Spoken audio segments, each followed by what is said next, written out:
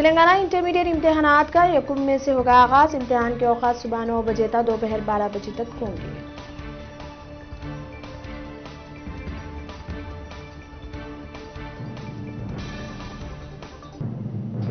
Court बनाए note case में जगन मोहन रेड्डी की एसीबी अदालत में हाजिरी। आइंदा समाअत 8 फरवरी तक मुलतवी।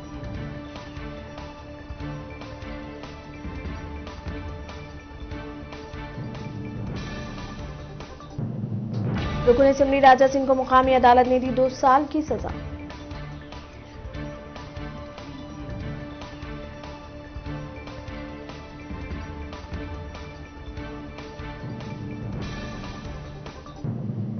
एक्स ऑफिशियो से मुताबिक अर्जी की तेलंगाना हाई कोर्ट में समाअत। सेक्शन को गैर कानूनी और गैर आईनी करार देने साबिक रुकन असेंबली अनिल कुमार का मुतालबा।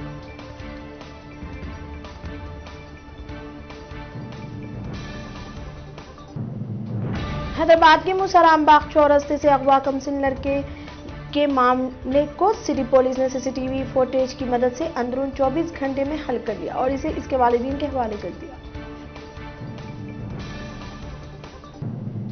जीएमआर हैदराबाद एयरपोर्ट की जानिब से वाटरलेस व्हीकल सैनिटाइजेशन सहूलत मुतारिफ की गई।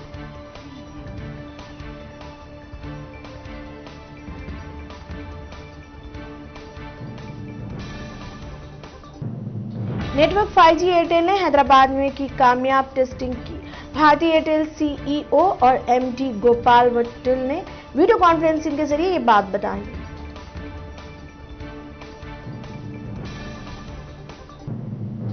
महकमा सेहत की ताजा रिपोर्ट के मुताबिक तेलंगाना में अब तक 26,000 से ज्यादा हेल्थ वर्कर्स को कोरोना वैक्सीन दी गई।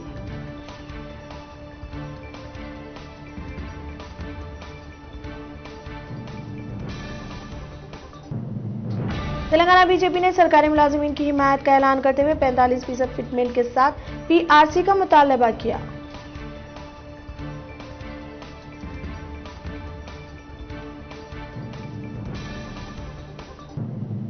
चीफ मिनिस्टर के चंद्रशेखर राव की दुख्तर कविता मां शोभा राव और अरकान खानदान वाराणसी के दौरे 2 रोजा मजहबी दौरे के बाद रियासत वापस लौटे। वाराणसी में चीफ मिनिस्टर के कुंभे ने मुख्तलिफ मंदिरों के दर्शन किए और पूजा में हिस्सा लिया। तेलंगाना के जिले महबूबाबाद में लॉरी और ऑटो के दरमियान खौफनाक सड़क हादसा। 6 अफराद हलाक, जिनमें 5 का ताल्लुक एक ही खानदान से। मैरुकीन में होने वाली दुल्हन भी शामिल। कपड़े खरीदने के लिए जाने के दौरान पेश आया हादसा। समाजी जहदकार वरावरा राव को जमानत मंजूर न करने मुंबई हाई कोर्ट से एनआईए की दरख्वास्त।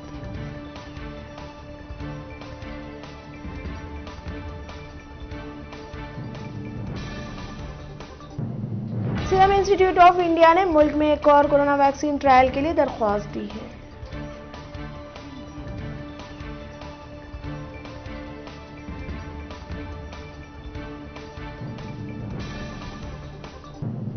किसान एहतजाज की तायद में समाजी कायद अन्ना हजारे 30 जनवरी से गैर मुअय्यना मुद्दत की भूख हड़ताल करेंगे।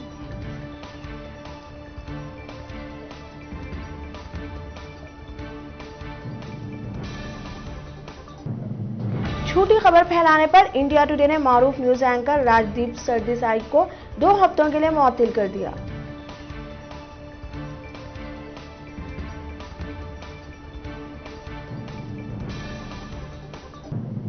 तफसीली मुशावरत के बाद ही किसानों से मुताल्लिक़ कानून मंजूर किए गए।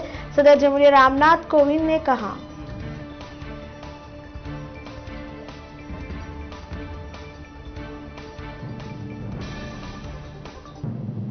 अक़वाम मुत्तहिदा ने हिंदुस्तानी कंपनियों के वैक्सीन प्रोडक्शन की सितारिश की।